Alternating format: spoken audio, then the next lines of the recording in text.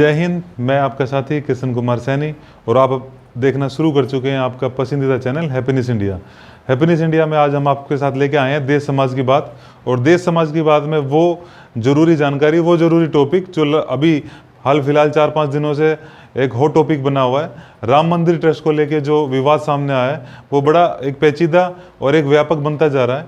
उसमें व्यापकता और पेचीदा के क्या कारण है, वो सबसे ज़्यादा जो उसकी गहराई में जाए तो वो है हमारी भावना। हम सभी जितने भी भारतवासी हैं सभी राम हमारे आराध्य हैं, राम भगवान हमारे पूजनीय हैं। हम सब राम भगवान में अपनी आस्था रखते हैं, विश्वास रखते हैं। राम मंदिर बनने को लेकर हमारे कई सालों से हमने वेट किया, कई सालों तक हमने इंतज़ार किया और जब फैसला आया राम मंदिर बनने को लेकर तो हम बहुत ज़्यादा उत्साहित हुए और सबने फिर से दिवाली मनाई। और फिर जब राम मंदिर बनने की प्रक्रिया शुरू हुई तो उसमें भी हम सब ने बढ़ चढ़ कर योगदान दिया। वो कैसे योगदान दिया, वो आपने, मैंने, सब ने, जो हमारे घर घर पे लोग आए थे चंदा मांगने के लिए, हम सब ने अपनी तरफ से जो हो सका वो चंदा देने की कोशिश की। और बहुत सारे आप जैसे सज्जन लोग ऐसे हैं जिन्होंने डायरेक्ट वहाँ पे जाके भी बड़े पैमाने पे चंदा दिया है और एक अच्छी भूमिका निभाई है अपने हिंदू धर्म को आगे बढ़ाने के लिए और अपने जो हमारे भगवान है राम आराध्य जी, उनको एक भव्य मंदिर में स्थापित करने के लिए। अब क्या हुआ है कि जो मंदिर बनने जा रहा है उसको लेके विवाद सामने आ गया, क्योंकि राम मंदिर ट्रस्ट को जो पहले से जगह दी हुई थी उसके अलावा उन्होंने कुछ और जगह खरीदने की कोशिश की। अब उस जगह खरीदने में इतना विवाद इसलिए हुआ क्योंकि 10 मिनट के अंदर हेरफेर हुआ है। अब 10 मिनट के अंदर कुछ हेरफेर होता है तो डेफिनेटली स्वाभाविक है कि वहाँ पे कुछ ना कुछ विवाद ज़रूर सामने आएगा।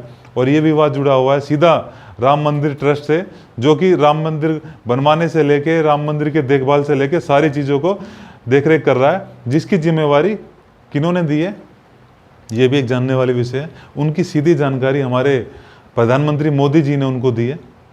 प्रधानमंत्री मोदी जी ट्रस्ट को बनवाने में और ट्रस्ट को आगे बढ़ाने में एक अहम भूमिका निभा रहे हैं। तो अभी कुछ दिन पहले हमारे जो ट्रस्टी हैं उनकी तरफ से एक ज़मीन खरीदी गई। जो ट्रस्ट के हमारे जो राम मंदिर ट्रस्ट है उसको जो देखने वाले हैं वो चंपत राय जी है, वीएचपी के नेता हैं और मेन प्रेसिडेंट वही है, वही सब कुछ देखरेख कर रहे हैं। तो ट्रस्ट ने एक ज़मीन खरीदी सुल्तान अंसारी और राम मोहन तिवारी से, जो 18 करोड़ रुपए में खरीदी गई। और राम मोहन तिवारी और सुल्तान अंसारी ने उसी ज़मीन को 10 से 15 मिनट पहले जो खरीदा था वो 2 करोड़ रुपए में, हरीश पाठक और कुसुम जी से। और इसमें गवाह भी हमारे अयोध्या के जो मेयर है ऋषिकेश उपाध्याय जी, वो और राम मंदिर ट्रस्ट के ट्रस्टी हैं, वो इसके अंदर गवाह भी बन के रहे हैं। तो ये भी एक बड़ा वो विवाद वाला विषय बन जाता है कि इतने बड़े बड़े लोग इसमें इन्वॉल्व हैं जो गवाह भी रहे हैं और सभी मिलजुल के इनकी भूमिका रही है गवाह से लेके खरीदने और बेचने को लेकर। तो जो बड़ा विवाद है वो ये है कि 10 मिनट के अंतराल में इतना ज़्यादा डिफरेंस कैसे, ये जो 2 करोड़ से 18 करोड़ तक पहुंचने वाला है, तो ये कोई खेल तो नहीं है।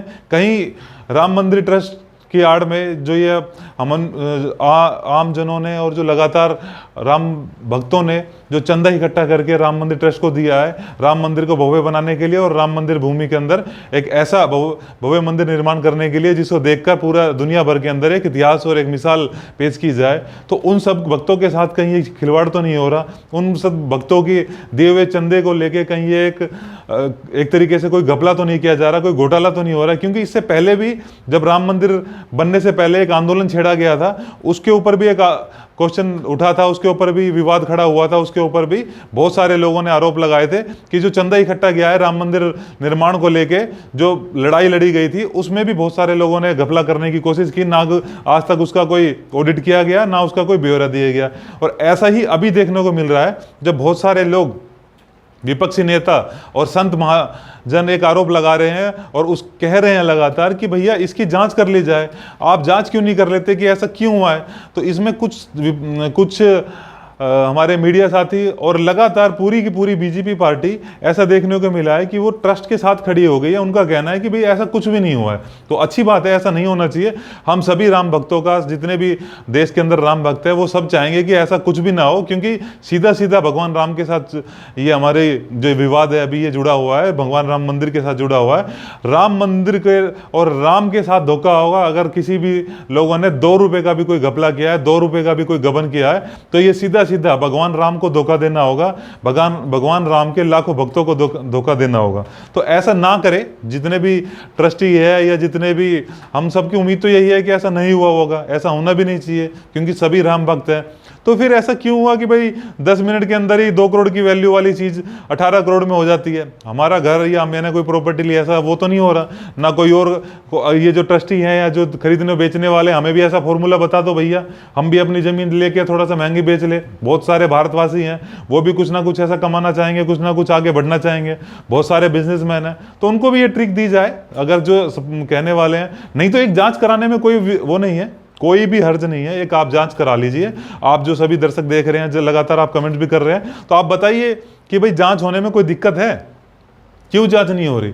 आपके और मेरे साथ खिलवाड़ नहीं है ऐसा करके कि भाई ऐसा तो हमेशा के लिए एक विवाद बना ही रहेगा अगर इसकी जांच नहीं कराई जाए। जांच हो जाएगा और बिल्कुल विवाद खत्म हो जाएगा, क्योंकि ऐसा है ही नहीं, ऐसा घोटाला हुआ ही नहीं है, जैसा कि लोग बता रहे हैं कि घोटाला हुआ ही नहीं। जब घोटाला हुआ ही नहीं है तो एक नॉर्मल एक सुप्रीम कोर्ट के अंडर एक जांच करा ली जाए, या कोई भी एक सीबीआई इन्वेस्टिगेशन की तरह, या कोई और भी इन्वेस्टिगेशन एजेंसी जो निष्पक्ष हो, वो एक बैठ के जाँच कर ले।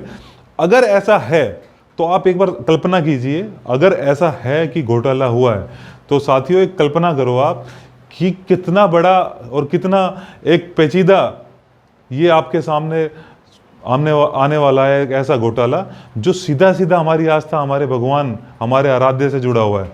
ऐसा तो आज तक इतिहास में कभी भी देखने को नहीं मिलेगा।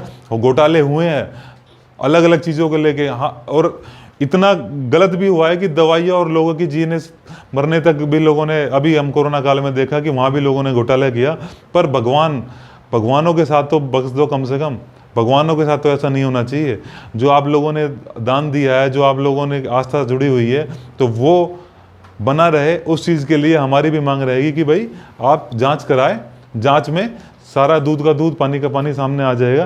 क्योंकि जो ट्रस्टी हैं वे भी ये कह रहे हैं कि भैया हमने ज़मीन खरीदी है 18 करोड़ में, हम मानते हैं, और 2 करोड़ में पहले खरीदी है, तो ये 16 करोड़ का बीच का 16 से और जो और भी ज़्यादा बताया जा रहा है, ये गैप क्यों आ रहा है? 10 मिनट के अंदर अंदर 2 से 18 का ये जो खेल है वो कैसे हो गया है? तो इसके बाद भी कुछ और ज़मीन खरीदी गई है। ये तो अभी शुरुआत है। अगर हमने रोका नहीं अभी, या अभी इसको जांच के विषय में नहीं डाला गया, तो पता नहीं आगे चल के क्या क्या होगा, क्या क्या और विवाद सामने आएंगे। तो ये बहुत बड़ा खेल ना हो, उसके लिए जांच जरूरी है। जांच तो कम से कम बैठा लीजिए, जांच तो कम से कम कर लीजिए, इससे क्या डरने वाली बात है। और अब एक और बात देखने को मिली है कि यूपी के अंदर ये घोटाला सामने आया, क्योंकि अयोध्या यूपी के अंदर है और 2022 में इलेक्शन है।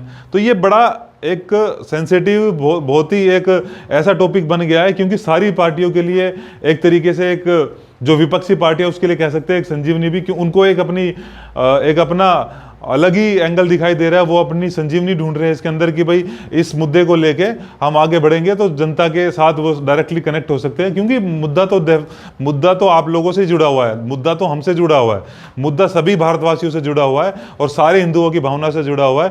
तो इसमें कोई दो राय नहीं है कि 2022 के आने वाले चुनाव में ये मुद्दा सबसे अहम मुद्दा होने वाला है। सारे मुद्दे पीछे चले जाएंगे, जितने नौकरी के और जो कोरोना के बीच में जितनी लापरवाही हुई है, सारे मुद्दे मुझे लग रहा है कि पीछे जाने वाले हैं। सबसे ऊपर यही मुद्दा रहने वाला है, क्योंकि बीजेपी और जो यूपी के अंदर जो गवर्नमेंट है, योगी जी की गवर्नमेंट है, वो लगातार हिंदुत्व को आगे लेके आती रही है। राम मंदिर को लेकर शुरू से उन्होंने एक राजनीति करी है, राम मंदिर को लेकर आगे बढ़ के उन्होंने हमेशा अपनी वोट बैंक को तलाशने की कोशिश करी है। और आज उन्हीं से जुड़ा हुआ एक ऐसा मुद्दा सामने आ गया है कि राम मंदिर ट्रस्ट को लेकर, राम मंदिर निर्माण को लेकर जो घोटाला सामने आया है, तो क्वेश्चन तो उनके ऊपर खड़े हो गए हैं। जब तक जांच नहीं कराएंगे तो वो पीछे नहीं हट सकते। मुझे ऐसा लगता है कि अगर जांच करा ली जाए तो हो सकता है बीजेपी और आने वाले टाइम में उनको कुछ फायदा हो सकता है। अगर जांच नहीं कराएंगे तो उनको ऊपर यही सवाल उठते रहेंगे कि भैया जांच नहीं कराई है तो कहीं ना कहीं दाल में काला था।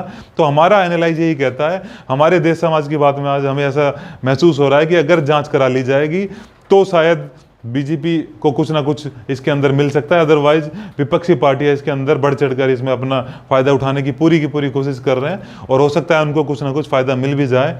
लगातार उनकी तरफ से कॉन्फ्रेंस की जा रही है, प्रेस कॉन्फ्रेंस की जा रही है, लोगों के बीच में जाके बताया जा रहा है। तो आप अपनी भी राय हमें बताइए कि भैया ये जो राम मंदिर के अंदर जो ट्रस्ट के अंदर घोटाला आया है वो सही है या गलत है? आपको क्या लगता है, ये विपक्ष की साजिश है? 2 करोड़ से 18 के बीच में जो 16 करोड़ का जो बीच का गैप है वो विपक्ष ने जबरदस्ती डाल दिया है या फिर ऐसा कुछ घोटाला हुआ है? आप अपनी राय हमें बताएं। इसके बाद एक नई और अच्छी जानकारी के साथ आप सभी के सामने आएंगे। हमारे चैनल को सब्सक्राइब जरूर करें और इस वीडियो को आगे जरूर बढ़ाएं ताकि वो लोग जो इसको सपोर्ट कर रहे हैं कि जांच होनी चाहिए उन तक ये बात जा सके, और जो लोग ये चाह रहे हैं कि जो उनको कहना है कि भाई ये ऐसा कोई विषय नहीं है, इसको जांच नहीं होनी चाहिए, वो भी अपनी बात हमारे कमेंट्स में आके बता सके, तो हम भी आपकी बातों को फिर से आप सभी के पास लेके आ। तो आप बने रहे हैप्पीनेस इंडिया के साथ, देखते रहे। जय हिंद।